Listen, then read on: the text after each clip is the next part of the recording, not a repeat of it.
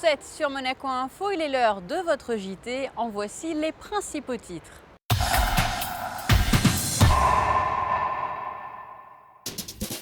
Immersion au cœur du stage proposé par la Compagnie des Carabiniers du Prince. Christine Datomel vous fera découvrir de son côté le nouveau pensionnaire du musée d'anthropologie préhistorique de Monaco. Il s'agit d'un mammouth. Retour sur la conférence organisée dans le cadre de la Monaco Méditerranée Foundation. Et puis il sera aussi question de danse avec un nouvel épisode des Imprévus au Ballet de Monte-Carlo. Je vous le disais en titre, la Compagnie des Carabiniers du Prince a souhaité faire découvrir à des jeunes hommes de nationalité monégasque la vie militaire et les missions des carabiniers. Cela pendant près d'une semaine. Alexandra Pani a pu suivre la première journée auprès de ces jeunes. Je vous propose de découvrir son reportage. Ils sont 7 jeunes hommes monégasques à avoir relevé le défi. David, Théo, Antoine, Ivan, Julien, Erwan et Lucas vont passer une semaine en immersion à la caserne des Carabiniers du Prince. Sport, tir, gestes d'intervention ou encore tradition et histoire de la principauté seront au programme. Cette idée est née d'un constat, après avoir relevé que de nombreux élèves des établissements scolaires de la Principauté s'orientent régulièrement vers la Compagnie des Carabiniers du Prince dans le cadre de leur stage en entreprise. Leur donner la possibilité de vivre une expérience militaire, parce qu'un jeune national, malheureusement, n'a pas accès à une armée quelle qu'elle soit, si ce n'est de s'engager dans les légions étrangères, ce qui est un petit peu excessif tout de suite pour une découverte.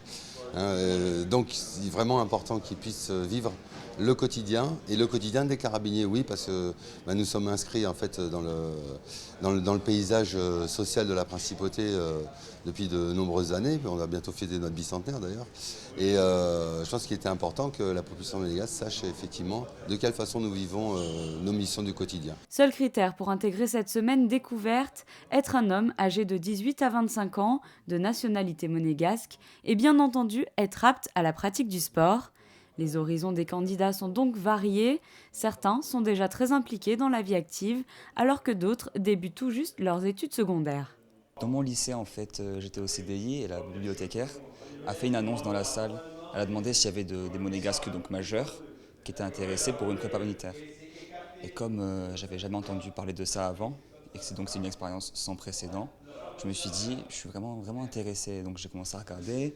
Il disait, voilà, si vous voulez prouver votre loyauté envers le prince Albert, je me suis dit, ça peut être vraiment une bonne idée en fait. Donc du coup, je me suis dit, je vais y aller. Le 29 octobre, les candidats passeront un test sur leurs connaissances acquises durant cette semaine avant de recevoir leur diplôme de prévention et de secours civique ainsi qu'une attestation validant leur stage. Cette expérience enrichissante et surtout inédite en principauté permettra de véhiculer une image positive du corps des carabiniers du Prince et pourquoi pas susciter de nouvelles vocations. Garde à vous. Eh bien. Nous vous proposons à présent de partir à la découverte du nouveau pensionnaire du musée d'anthropologie préhistorique de Monaco. Il s'appelle Stepa et il s'agit du squelette d'un mammouth laineux de Sibérie. Christine Datomel s'est rendue sur place pour en savoir plus. Surnommé Stepa, ce mammouth laineux de Sibérie a été offert par un généreux donateur à la Principauté et rejoint ainsi la collection permanente du musée d'anthropologie de préhistoire dans la galerie Albert Ier. Âgé de 31 000 ans, le squelette est complet et en parfait état de conservation malgré son âge avancé. C'est un vrai mammouth, un mammouth qui vient de Sibérie septentrionale, c'est-à-dire tout à fait le nord, et qui a été découvert en bordure de l'océan Arctique, à 1000 km à l'est du delta du fleuve Lena. Alors on a des spécialistes là qui doivent venir justement après l'inauguration pour un colloque et qui vont étudier ce mammouth d'un peu plus près. Et qui vont nous dire d'abord si c'est un sujet mâle ou femelle, si c'est un adulte, on pense que c'est un adulte, mais de quel âge, 40, 50, 60 ans. Nous, on va leur apporter déjà une donnée intéressante puisqu'on a fait faire une datation carbone 14. On a eu les résultats il y a quelques jours et on a un âge de 31 000 ans. Donc c'est un vieux mammouth peut-être jeune à son époque, mais qui a aujourd'hui 31 000 ans et qui correspond à une période du Paléolithique supérieur qu'on appelle l'Aurignacien. Pour célébrer l'arrivée de Stepa au musée, depuis ce jeudi, un colloque présidé par l'anthropologue français Yves Coppens rassemble les plus grands spécialistes en la matière dans l'auditorium du lycée technique et hôtelier de Monaco. Prochain rendez-vous pour assister à ces conférences le vendredi 24 octobre de 9h à 18h. L'entrée est libre et gratuite. Voilà, et dans le cadre de cette nouvelle arrivée, un colloque a été organisé en présence notamment d'Yves Coppens. Alexandra Pagny reviendra sur ce rendez-vous dans votre prochaine édition. Chaque année, la Monaco Méditerranée Foundation organise un cycle de conférences. Le principe est simple, un invité vient parler d'un thème précis. Cette semaine, la crise économique était au cœur de toutes les discussions avec Jacques Delarosière de Champfeu, un vaste sujet sur lequel revient Vanessa Dessy. 2007, l'année est marquée par une crise financière mondiale sans précédent, tant au niveau des banques que des différents États. À l'automne 2008, le mouvement s'amplifie et provoque une chute des cours des marchés boursiers et la faillite de plusieurs établissements financiers. C'est la crise la plus grave de son histoire, 7 ans plus tard. Où en est-on réellement ? Le système financier s'est renforcé parce qu'on a beaucoup travaillé là-dessus et on a accru les capitaux propres des banques. Donc je pense que de ce point de vue-là, c'est une amélioration. En revanche, des problèmes structurels de fond qui étaient bien antérieurs à 2007 continuent de sévir un peu partout. Et donc on a, si vous voulez, on a une situation un peu contrastée. D'un certain point de vue, la situation s'est améliorée du point de vue des institutions financières, mais d'un autre, les politiques structurelles ne sont pas encore tout à fait au point. Jacques Delarosière est un ancien directeur du Fonds monétaire international. Il a pris notamment la présidence en 1993 de la Banque européenne. Aujourd'hui, à la tête de l'association regroupant de nombreux acteurs des secteurs bancaires et financiers européens, le haut fonctionnaire préconise un retour à la titrisation pour que la croissance revienne. Malgré une mauvaise image de ce système, faut-il alors le rétablir ? Alors moi je me bats depuis des mois et des mois pour essayer de faire en sorte que les PME aient un accès au meilleur auprès des banques et que si on n'arrive pas à améliorer cet accès, au moins qu'elles puissent faire l'objet de titrisation, c'est-à-dire que les crédits bancaires qui leur ont été accordés puissent être en quelque sorte retirés des bilans bancaires et présentés à des investisseurs qui peuvent être très intéressés par ce genre de crédit.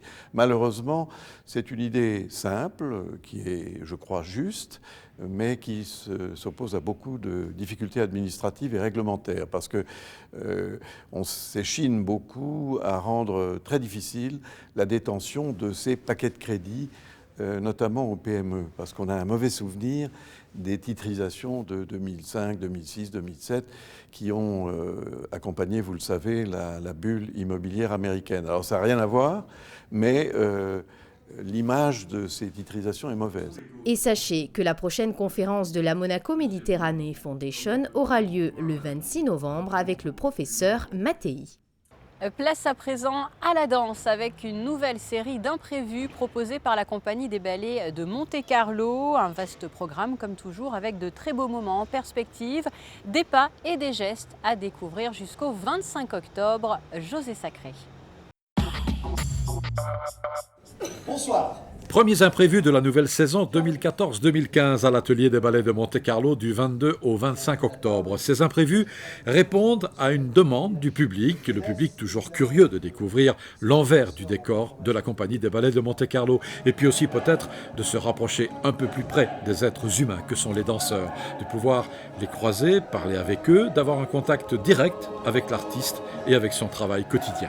Pour les danseurs, c'est aussi un moment formidable car la proximité très grande avec le public leur donne une intensité qu'on n'a pas toujours dans un théâtre.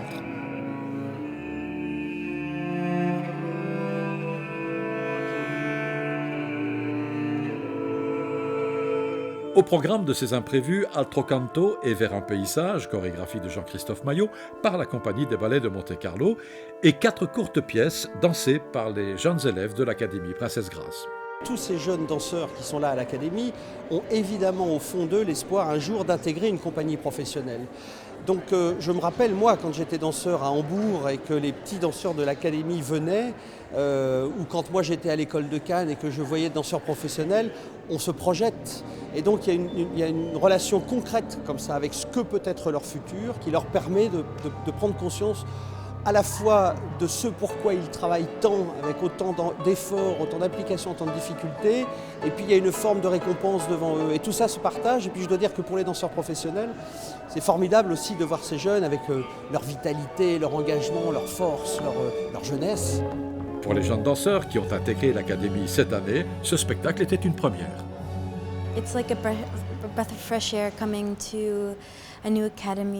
C'est pour moi comme de l'air frais, c'est une nouvelle académie, une nouvelle ville, un nouveau pays, et d'être avec des gens si passionnés pour la danse, c'est vraiment très fort. C'est une performance très importante pour moi parce que je vais essayer de donner le meilleur de moi-même. C'est un nouvel espace, un nouveau pays où je danse. Je voudrais donner une bonne impression.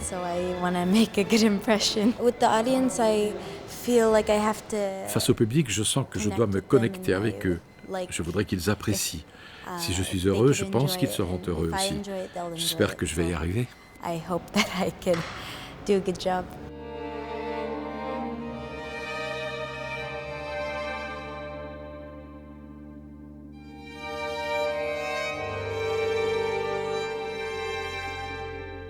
C'est vraiment un échange sur lequel tout le monde s'y retrouve et tout le monde y gagne. C'est vraiment une relation privilégiée avec eux et puis on peut reprendre des ballets avec des distributions nouvelles. Donc ça permet au public de voir les nouveaux danseurs aussi dans des ballets qu'ils connaissent, qui leur permettent d'avoir un point de repère. Ils peuvent comparer, ils peuvent s'attacher aux gens. Et pour les danseurs, effectivement aussi, c'est une manière de prendre vie avec le répertoire de la compagnie, parce que j'ai aussi des nouveaux danseurs qui découvrent pour la première fois ce type de travail. Donc ils sont confrontés immédiatement à cette relation au public et à la réalité du travail chorégraphique.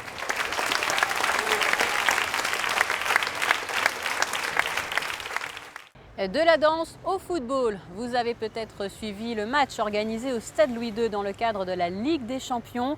L'ASM FC était confronté au Benfica. La rencontre s'est soldée par un match nul. Réaction d'après-match réunie par Frédéric Elion. Vu la physionomie du match, on n'a pas à avoir de regrets. On voulait forcément l'emporter parce que ça nous aurait permis d'être mieux, on va dire, au niveau du classement et on aurait fait un grand pas. Voilà, je pense que le match nul est mérité parce qu'ils ont eu des occasions. Nous, on en a eu aussi. Je pense que sur la physionomie du match, ils en ont même peut-être un peu plus. Même si nous, on a une franche à la 3e minute et ça peut changer le match. Mais voilà, si on n'avait pas eu Souba, je pense qu'on aurait pu en prendre. C'est vrai que l'équipe a fait 20 bonnes premières minutes. Campos, il a eu une occasion où il a pu la mettre dedans, mais avec le terrain, le ballon il a sauté au-dessus de son pied. Il a mis au-dessus, donc voilà. C'est sûr qu'on aura des regrets parce que chaque équipe veut gagner. On a voulu gagner et on a quand même su prendre un point à domicile, donc ça va. Nous avons la première chance pour faire le but, mais après le Benfica aussi son chance pour faire. À la fin, je pense que nous pouvons, avec un petit de chance, nous pouvons faire le but qui nous donne les 3 points. Mais encore, nous devons faire un bon match en Lisbonne. C'est important de prendre les 3 points ou 1 point. Parce que nous avons la chance pour passer. C'est vrai, c'est très serré, mais nous sommes là.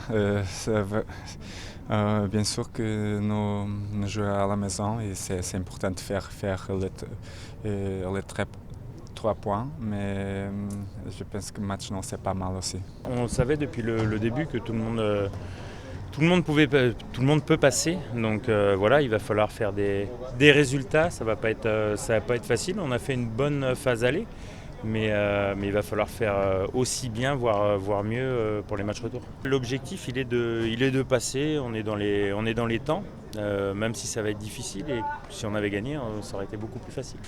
Et dans le reste de l'actualité,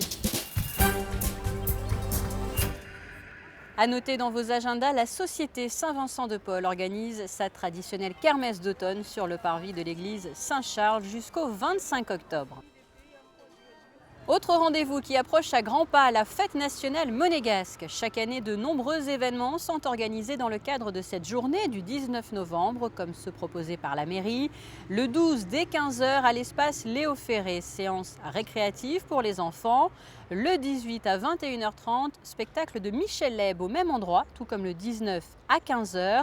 L'artiste présentera son dernier one-man show.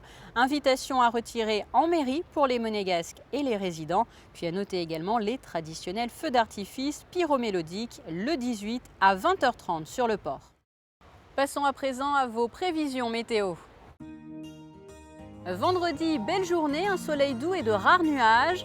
Samedi 25, maintien du temps sec et beau et des nuages insignifiants, température comprise entre 17 et 23 degrés. Dimanche, prolongement de la période de temps sec malgré la présence de quelques nuages. Pas de changement pour le début de semaine avec un temps assez ensoleillé, davantage de soleil que de nuages comptés sur une légère brise d'Italie. Fin de cette édition, merci à vous de l'avoir suivi. Je vous laisse à présent avec la suite de votre programme sur Monaco Info. À très bientôt.